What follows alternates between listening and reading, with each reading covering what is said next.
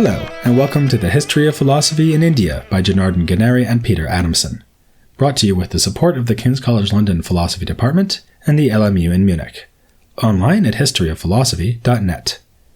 Today's episode, The Buddha and I, Indian Influence on Islamic and European Thought. Last time, we discussed modern-day scholars who have noticed parallels between ancient Indian thought and ancient Greek thought. But the search for such resonances is not distinctively modern. It was already part of an ambitious intellectual project launched by the medieval scientist al-Bīrūnī. His treatise on India, completed in the year 1030, was aimed at an Arabic-speaking readership who would thereby be equipped for encounters with Indian culture. Al-Bīrūnī's approach is a comparative one. As promised at the outset of the work, he systematically juxtaposes the ideas of the Indians to those of Greek philosophy and science. In some cases, he even points to the same parallels between Indian and Greek philosophy noted by contemporary historians, such as the transmigration of souls. Indeed, al-Bīrūnī identifies a belief in reincarnation as the distinctive characteristic of the Indian creed, like the Trinity in Christianity or the observance of the Sabbath among Jews. The reason al-Bīrūnī could presume familiarity with Greek ideas on the part of his readers is that a prodigious Greek-Arabic translation movement had made those ideas available before his time, back in the 8th to 10th centuries AD. At around the same time, some Indian texts were also translated, with efforts focusing on scientific works. There were Arabic versions of medical works, like the Sushutta, and in the middle of the 8th century, an astronomical handbook called in Arabic Sint Hind was produced at the behest of the Caliph al-Mansur. In general, Indian astronomy and astrology were an important source for these disciplines in the Islamic world. Beyond the sciences, there was also the Kalila wa Dimna, a literary work based on a Persian translation of an Indian book of fables about animals called the Panchatantra. Readers of Arabic could especially thank one family for making Indian culture available to them, the Barmakids. Several of this clan were influential in the caliphate of the late 8th century, and they hailed from Toharistan in Bactria, the only area that had fallen under Arab rule where Buddhism and Sanskrit literature were still actively studied. With this background, the wealthy and powerful Barmakids took an active interest in the science of India. We are told that they summoned Indian medical scientists and philosophers and dispatched a fact-finding mission to India itself. A document on Indian culture, written for one of the Barmakids, is lost, but the 10th century bibliophile Ibn Nadim claims to have seen a copy written out by no less a personage than al-Kindi, the first Muslim thinker to make explicit use of Greek philosophical sources. The same Ibn Nadim knows of the Buddhists in Transoxiana. He calls them the Shamaniya, a term that goes back to the Indian word for the renouncer movement's Shramana and appears elsewhere in Arabic literature. Particularly intriguing are reports about a debate between the early 8th century theologian Jahm ibn Safwan and a group of Buddhists who argued that his belief in the God of Islam could not be substantiated on the basis of empirical evidence. So, at a very early stage, a full century before al-Kindi, who is usually recognized as initiating philosophy in the Islamic world, there was at least fleeting awareness of Indian ideas about the sources of knowledge, or pramanas. Thus, al-Bīrūnī was not the first Muslim intellectual to engage with India. Still, he went far beyond what had been achieved up to his time. This was possible because he was attached to the court of Mahmud of Ghazna, a warlord who made destructive incursions into India. Al-Bīrūnī is frank about the enmity that Indians bore towards Muslims as a result. He was able to work together with scholars who were, presumably under considerable duress, brought to the court of Mahmud. The result was a kind of small-scale translation movement between Sanskrit and Arabic. With the help of his Indian advisors, al-Bīrūnī prepared translations of Patanjali's Yoga Sutra and the Samkhya Karika. He was also aware of and used Gaudapada's commentary on the latter text. In addition, al-Bīrūnī had access to an Arabic version of the Bhagavad Gita, which, to judge by his quotations, often diverged from the version known to us. Furthermore, al-Bīrūnī and his collaborators translated in the other direction from Arabic into Sanskrit, producing versions of works by Euclid, Ptolemy, and al-Bīrūnī himself. Sadly, these are now lost. The upshot is that his treatise on India is a remarkably well-informed document, which includes extensive quotation from Sanskrit sources. Al-Bīrūnī relates these sources not just to elements of Greek thought, but also to Christianity, Judaism, and Manichaeanism. Islam is implicitly given a special status by being exempted from this comparative project, but he does point out the affinity between Indian philosophy and Sufism. What al-Bīrūnī does not do so well is to convey any sense of the diversity of Indian thought. He sees the ideas of the Indian elite as being a single body of doctrine, which he frequently contrasts to vulgar popular beliefs in India, about which he is openly disdainful. But at least he's an equal opportunity elitist. When explaining that the Indian elite worship God alone, whereas Indian commoners often indulge in idolatry, he adds that ancient Greeks were also idolaters, and that the everyday Muslim would no doubt venerate images of the Prophet or Mecca if given half a chance. As that passage indicates, al-Bīrūnī is impressed by the tendencies towards monotheism in Indian philosophy. The first thing he tells us about the religion of the Indians sounds pretty much like a statement of Islamic monotheism. For them, God is eternal, free, omnipotent, and resembled by none of his creatures. Apparently taking Patanjali as a key for understanding the other Sanskrit sources on which he draws, he presents Indian thought as a single harmonious teaching, intended to liberate the soul from ignorance and from attachment to matter, so as to attain union with God. This may remind us of Vedanta, but that is a tradition that goes unmentioned by al-Bīrūnī. He does discuss monism as a point of similarity between Indian and Greek thought, but his focus is on the soul's relationship to a single all-powerful God, something we achieve by detaching our actions from desire, as instructed in the Bhagavad Gita. Al-Bīrūnī's tendency to lump all these ideas together into a single system, and to see them as echoing the ideas of other cultures, sets the tone for subsequent engagements with Indian thought. In the Islamic world, it would be a while before there was another engagement along these lines. In the 12th century, the theologian and philosopher Ash-Shahrastani wrote an important survey of religious doctrines and did discuss India, but his treatment is disappointingly sketchy and does not seem to draw on al-Bīrūnī. Better informed is the historian Rashid ad-Din, who wrote around 1300 and had the advantage of new information supplied by a Buddhist scholar. There was also some interest in the mystical traditions of India. The 12th century Illuminationist philosopher Suhrawardi insisted that his own teachings were in accordance with the sages of India. Knowledge of yogic meditation practices was disseminated through translations of a work called The Pool of Nectar. A study of the Islamic reception of this work has, however, concluded that it provided only a very narrow window onto the world of Indian religions, and one that, to many readers, was hardly distinguishable from the standard occult and mystical practices found in Islamicate society. It would really be the Islamic invasions of India that created the conditions for renewing al-Bīrūnī's project. His observation that Sufism seems a good match for Indian religious belief was borne out by the success of Islamic mysticism in the subcontinent. This syncretic trend would come to a climax in the work of Dara Shikoh, a prince who lived in the 17th century during the time of Islamic domination in India. As already discussed in episode 189 of the History of Philosophy podcast, Dara Shikoh translated some of the Upanishads into Persian and wrote a treatise called Confluence of the Oceans, the title a reference to the agreement between Indian and Islamic culture, with the latter understood primarily in terms of philosophical Sufism. By this time, information about Indian culture and philosophy was finding its way to Europe as well. The results were not always edifying. Dara Shikoh's younger contemporary, John Locke, mocked the conception of a mysterious underlying substance put forward by some of our European philosophers, as he put it, by comparing it to the fanciful proposal of a poor Indian philosopher who imagined that the earth wanted something to bear it up, and suggested that the earth rests upon an elephant, which is further supported by a tortoise. Another great name of European thought rose to the defense of India. Leibniz chastised Locke, writing that this Indian conception of substance, for all its apparent thinness, is less empty and sterile than it is thought to be. Several consequences arise from it. These are of the greatest importance to philosophy, to which they can give an entirely new face. Obviously, these passages do not suggest a deep knowledge of Indian intellectual history, but increasingly there were opportunities to learn more.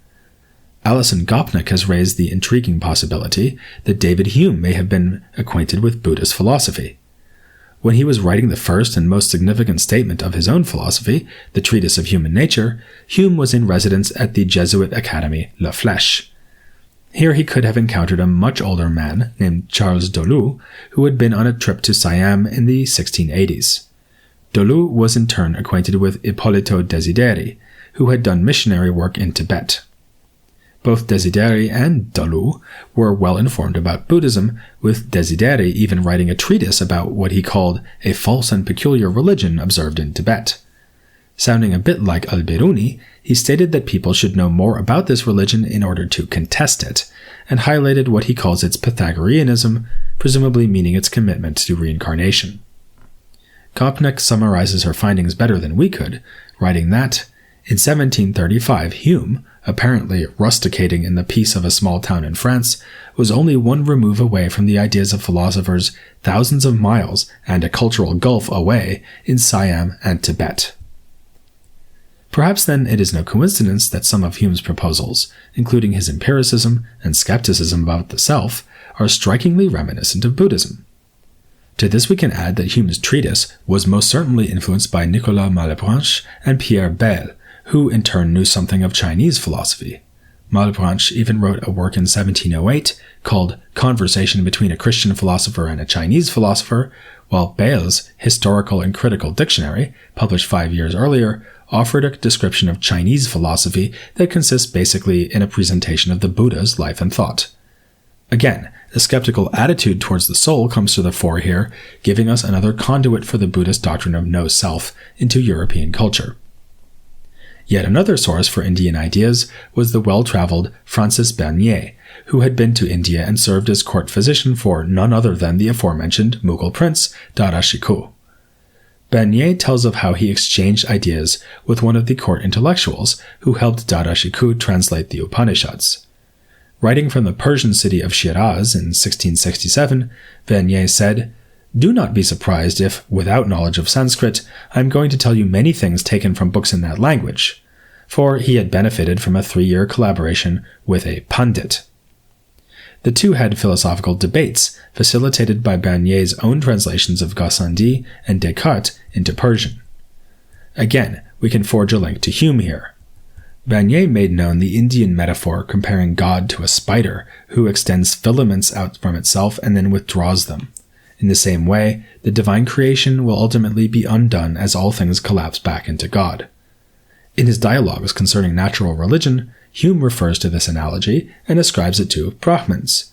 He is, however, dismissive of the idea, saying that it is a species of cosmogony which appears to us ridiculous, because a spider is a little contemptible animal whose operations we are never likely to take for a model of the whole universe. As we move forward into the 19th century, we finally see Europeans catching up with al-Bīrūnī by making Indology a serious intellectual enterprise. A key figure here was Henry T. Colebrooke, who translated mathematical and philosophical works from India into English. There's another tantalizing connection here, this time between Colebrooke and the philosopher John Stuart Mill. You'd expect Mill to know quite a lot about India, given that his father, James Mill, was an administrator in the East India Company and author of the Colonial Manifesto, A History of British India. Yet the younger Mill's philosophical works fail to make any explicit use of Indian philosophy. He would, however, probably have known about a lecture given by Colebrooke in 1827, which explained the materialist theory of mind put forward by the Charvaka school. As we proposed in an earlier episode, this theory is comparable to emergentism in the philosophy of mind, a theory that is sometimes traced back to Mill. He sounds rather like a follower of Brihaspati, founder of the Charvaka system, when he writes in his System of Logic that all organized bodies are composed of parts, similar to those composing inorganic nature, and which have even themselves existed in an inorganic state. The phenomena of life result from the juxtaposition of those parts in a certain manner. Meanwhile, Indology was also emerging in Germany, especially with the Schlegel brothers. Friedrich Schlegel learned both Persian and Sanskrit, and published a work called On the Language and Wisdom of the Indians, while his brother, August Wilhelm Schlegel, took up the first German chair of Indology in Bonn in 1818. We can trace the impact of the Indologists in a figure such as Hegel, who was aware of Colebrooke's essays on Indian thought, published in the Transactions of the Royal Asiatic Society in 1824, and who also reviewed August Wilhelm Schlegel's work on the Bhagavad Gita. This put Hegel in a position to evaluate the philosophical contribution of India, or at least it gave Hegel the impression that he was in such a position. For him, the Indians had reached only a rather primitive stage in the development of spirit, or Geist. They had a completely abstract notion of substance as a single underlying principle, which they identified with an equally abstract and empty subjecthood. Again, we see Indian philosophy being reduced to a monolithic teaching, with all emphasis being placed upon the monist strand within Brahmanical thought. Hegel's overall assessment manages to combine extravagant praise with casual dismissal. In the formation of the Oriental world, we do find philosophizing too, indeed the most profound philosophizing, but insofar as it remains the most profound, it remains also abstract. For us, the real philosophy begins only in Greece. A more positive assessment of the Indian tradition can be found in Arthur Schopenhauer, who on occasion went so far as to describe himself as a Buddhist. He was also tremendously impressed by material from the Upanishads, which he read in an 1801 translation based on the Persian translation of, you guessed it, Darashikoh. Schopenhauer said of this text, "It is the most profitable and sublime reading that is possible in the world. It has been the consolation of my life and will be that of my death." It's not so easy to say whether Schopenhauer's admiration for Indian thought went together with actual influence on his own thought. He was quite explicit in claiming agreement with Buddhism, along with the medieval mystical author Meister Eckhart. In a passage not entirely free of Hegel's mixture of praise and condescension, he wrote, "The Buddha, Eckhart, and I all teach essentially the same, Eckhart within the bounds of his Christian mythology. In Buddhism, these ideas are not encumbered by any such mythology, and are thus simple and clear, to the extent that a religion can be clear. Complete clarity lies with me." However, Schopenhauer also insisted that when he began his great work, The World as Will and Representation, he was as yet unacquainted with Buddhist philosophy, or at least with those aspects of it that resonated with his own system. It's telling that, his appreciative mindset notwithstanding, Schopenhauer was still prone to lump Indian traditions together as if they all converged on a single philosophical doctrine. Our own tour through those traditions has revealed the stark opposition between, say, the Vedanta monism of consciousness and Buddhist skepticism regarding the self. But Schopenhauer saw little, if any, difference between union with the Upanishadic Brahman and the Buddhist state of liberation, achieved through abandonment of desire and will. For Schopenhauer, Brahman was simply the will of his own philosophy, a self or subject that can see things as a whole, sub specie aeternitatis, or from an eternal point of view. It's an idea that would later be taken over by Wittgenstein, who writes in his Tractatus Logico-Philosophicus, "The view of the world sub specie aeternitatis is the view of it as a limited whole. The feeling of the world as a limited whole is the mystical feeling." In our view, this does not really do justice to the Indian sources on which Schopenhauer was drawing. As you may recall from our presentation of the Upanishads, we take its exploration of Brahman to concern the phenomenology of consciousness. It is the underlying subject of thought and perception, not a principle of agency or willing. This is not atypical of the European reception of Indian thought. By the time of Schopenhauer, vastly more was known about Indian philosophy than the Greeks could have known in antiquity.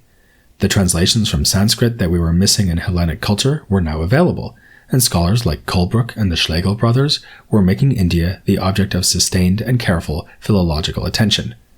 Yet, with such figures as Hume, Hegel, and Schopenhauer, we still see Europeans being influenced as much by what they assumed Indian philosophy should be saying as by what it really said. There would, of course, be much, much more to say about the engagement between Europe and ancient India.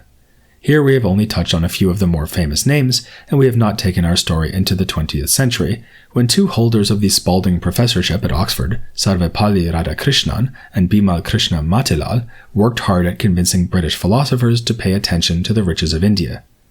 Radhakrishnan's attempt to display India's rich tradition of philosophical idealism was unfortunately mistimed.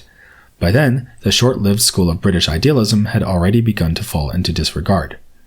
Matilal had greater success in introducing his Oxford colleagues to a rich vein of Indian epistemology.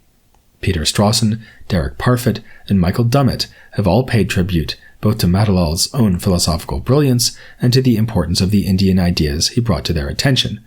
In the case of Parfit, the Buddhist analysis of persons, and for Strawson, the descriptive metaphysics of Nyaya and Vaisheshika. Now, in the 21st century, there is really no excuse for philosophers to imagine, along with Hegel, that real philosophy began only with the Greeks. In that spirit, next time we'll be drawing this series of episodes to a close with a quick review of philosophical developments in India since antiquity and a few final thoughts on the contemporary relevance of the history of philosophy in India.